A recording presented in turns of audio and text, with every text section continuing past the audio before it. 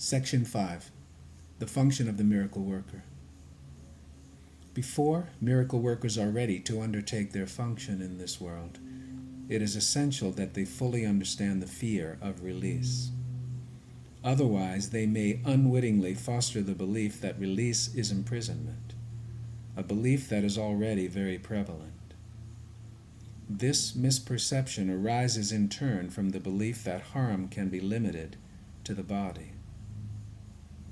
That is because of the underlying fear that the mind can hurt itself.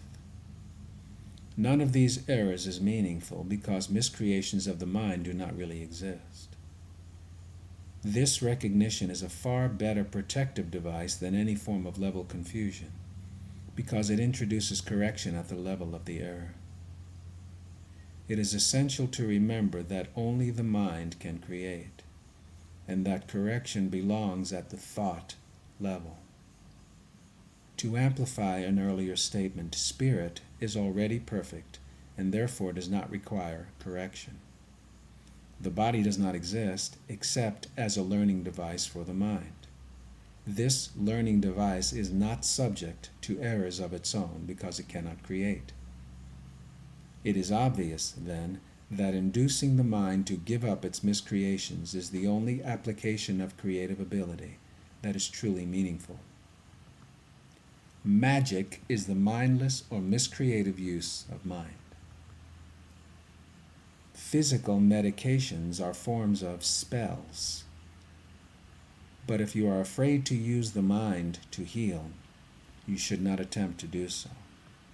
The very fact that you are afraid makes your mind vulnerable to miscreation. You are therefore likely to misunderstand any healing that might occur, and because egocentricity and fear usually occur together, you may be unable to accept the real source of the healing. Under these conditions, it is safer for you to rely temporarily on physical healing devices, because you cannot misperceive them as your own creations. As long as your sense of vulnerability persists, you should not attempt to perform miracles. I have already said that miracles are expressions of miracle-mindedness, and miracle-mindedness means right-mindedness. The right-minded neither exalt nor depreciate the mind of the miracle worker or the miracle receiver. However, as a correction, the miracle need not await the right-mindedness of the receiver. In fact, its purpose is to restore him to his right mind. It is essential, however, that the miracle worker be in his right mind, however briefly, or he will be unable to reestablish right-mindedness in someone else. The healer who relies on his own readiness is endangering his understanding. You are perfectly safe as long as you are completely unconcerned about your readiness, but maintain a consistent trust in mind. If your miracle-working inclinations are not functioning properly, it is always because fear has intruded upon your right-mindedness and has turned it upside down. All forms of not right-mindedness are the result of refusal to accept the atonement for yourself.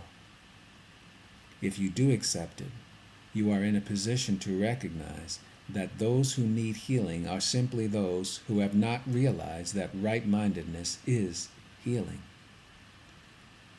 The sole responsibility of the miracle worker is to accept the atonement for himself. This means that you recognize that mind is the only creative level and that its errors are healed by the atonement. Once you accept this, your mind can only heal. By denying your mind any destructive potential and reinstating its purely constructive powers, you place yourself in a position to undo the level confusion of others. The message you then give to them is the truth, that their minds are similarly constructive, and that their miscreations cannot hurt them.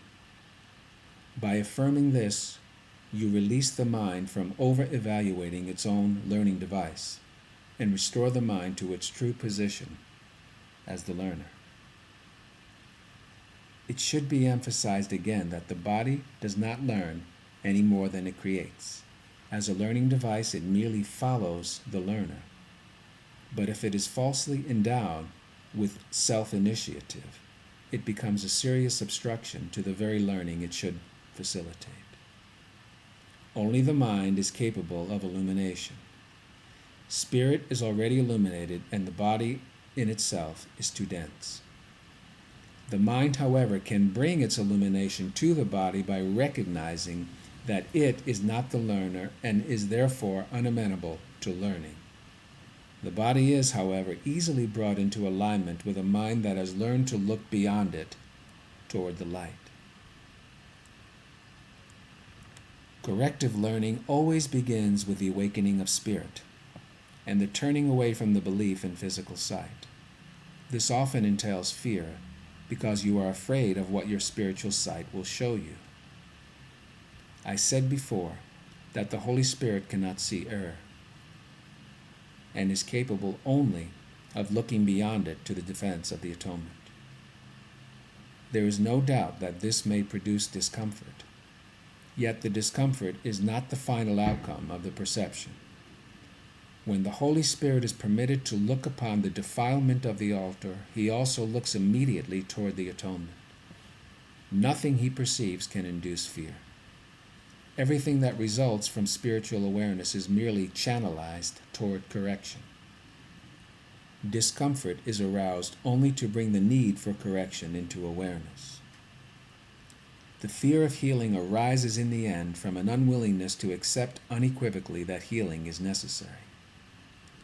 What the physical eye sees is not corrective, nor can error be corrected by any device that can be seen physically. As long as you believe in what your physical sight tells you, your attempts at correction will be misdirected. The real vision is obscured because you cannot endure to see your own defiled altar. But since the altar has been defiled, your state becomes doubly dangerous unless it is perceived. Healing is an ability that developed after the separation, before which it was unnecessary. Like all aspects of the belief in space and time, it is temporary. However, as long as time persists, healing is needed as a means of protection. This is because healing rests on charity, and charity is a way of perceiving the perfection of another, even if you cannot perceive it in yourself. Most of the loftier concepts of which you are capable are time-dependent. Charity is really a weaker reflection of a much more powerful love encompassment that is far beyond any form of charity you can conceive of as yet. Charity is essential to right-mindedness in the limited sense in which it can now be attained. Charity is a way of looking at another as if he had already gone far beyond his actual accomplishments in time.